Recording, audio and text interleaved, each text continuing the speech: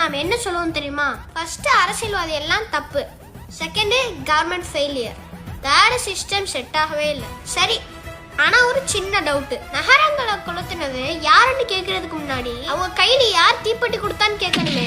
பிரியாணி கிடைக்குதா, கேஷ் வந்துருச்சா, நம்ம கேஸ்ட் நம்ம பார்ட்டி, அப்போ ஓட்டு எமோஷனுக்கு, அப்புறம் பிளேம் அரசியலுக்கு.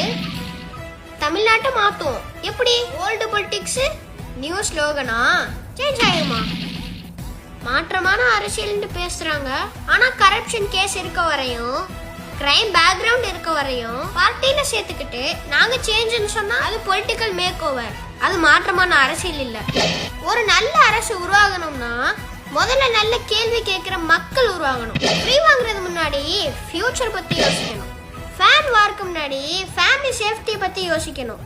குற்றவாளியில மட்டும் பிளேம் பண்ணாதீங்க. தவறான அரசியல்வாதிகளை குறை சொல்றதுக்கு முன்னாடி தவறானவர்களை தலைவராக்குற பழக்கத்தை மாத்தணும். தீ அணைக்கிறதுக்கு முன்னாடி யார் தீப்பெட்டியை கொடுத்தான்னு கேளுங்க.